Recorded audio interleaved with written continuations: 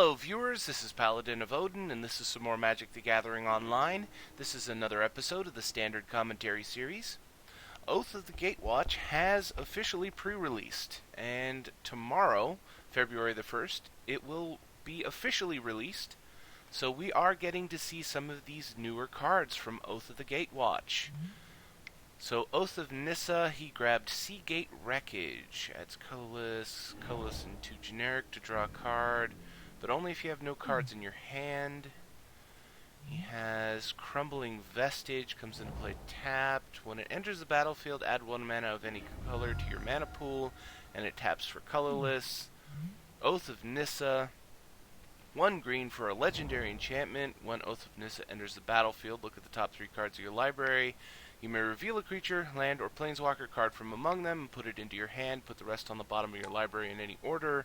And you can spend mana as though it were mana of any color to cast planeswalker spells.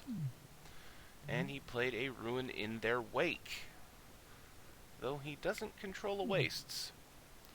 So Jace and Siege Rhino on the other side. Though it looks like he's running 5 colors. Jace discards a Silk Wrap. He played an Abzan Charm to draw 2 and lose 2.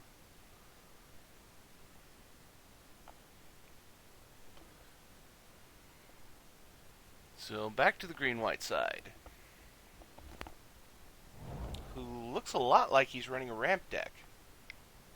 This is Ruin in their wake. This is Pilgrimage, Explosive Vegetation.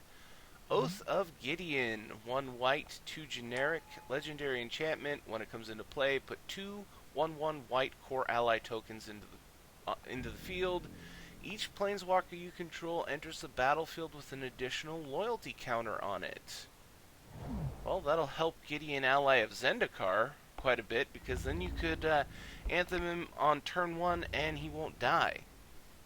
Siege Rhino attacks in for 4. Green-white goes down to 12.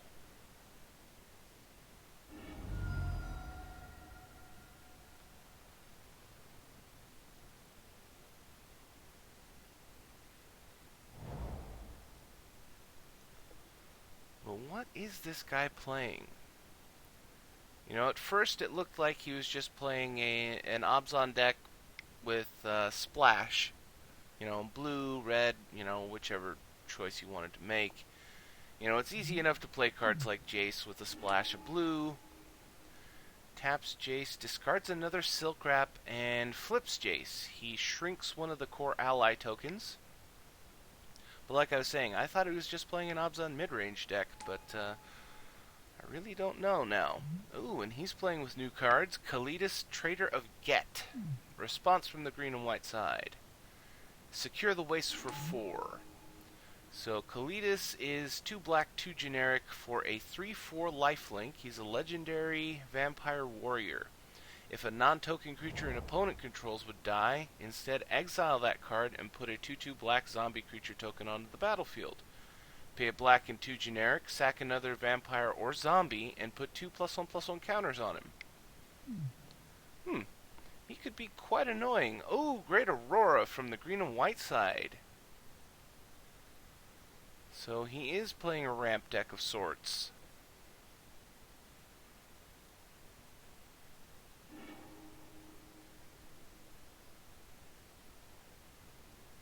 This card's exiled. Oh, all of his little tokens. No wonder he threw that out there.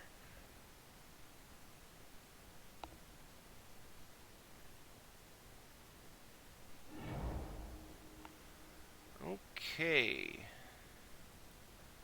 1 Crumbling Vestige from this side. Let's see, another new land. Unknown Shores. Taps for a colorless. Pay 1, tap, and add 1 mana of any color to your mana pool.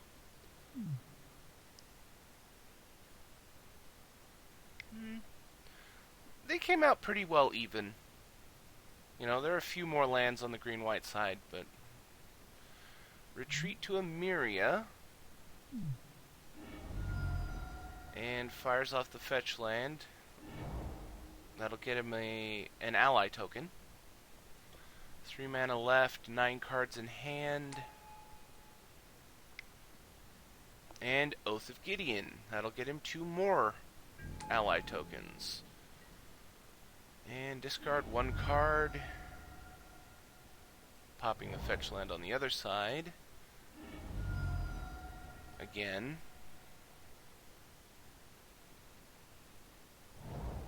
And again. You have 1 more. Go ahead and do it.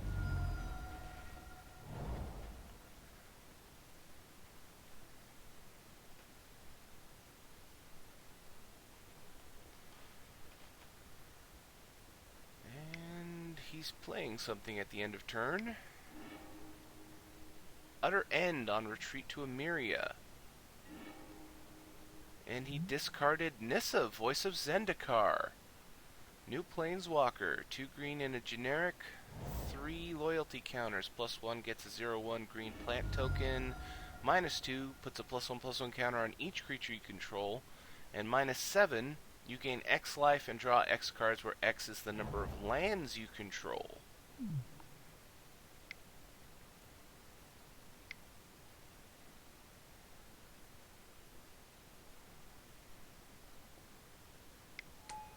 And Siege Rhino from the 5C side. Green-white is down to 8.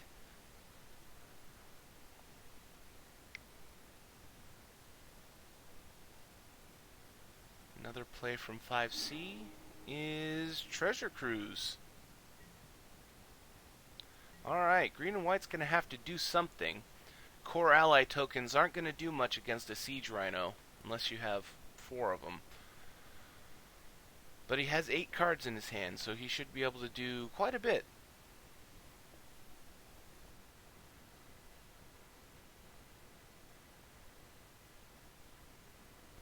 Another Retreat to Emeria.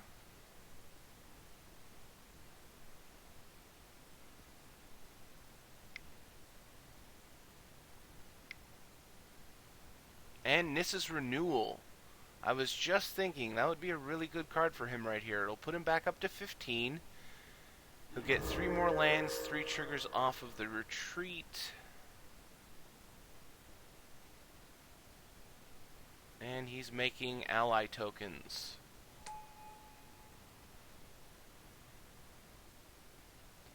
So, not nearly as dangerous a position as he was at the start of his turn. He could afford to just take 4 if the Siege Rhino attacks. But that would be very dangerous for the 5C deck, because he's facing off against 6 1/1s, which, with 1 landfall, all become 2 2s, another land, they're 3 3s, attacking in with the Siege Rhino, and he chooses not to block. He goes down to 11. And I have a feeling that the 5C deck has some trick in his hand here. Maybe another Utter End to get rid of Retreat. Maybe he's going to play a board clear and just kill all the creatures.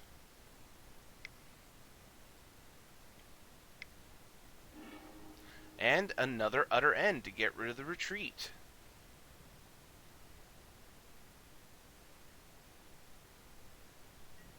And that's the thing, he can also afford to take, 6 damage from the core ally tokens, so he's pretty safe, except he has a 3rd Retreat to Emeria. Does he have a Land Search in hand? If he has a Nissa's Renewal, the game is pretty much over.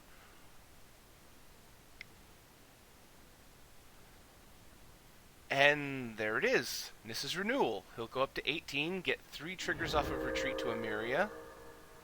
Oh no, he only got 2.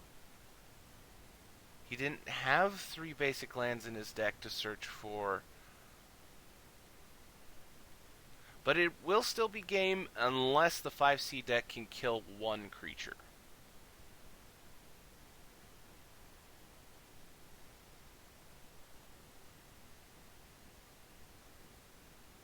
And he concedes the game.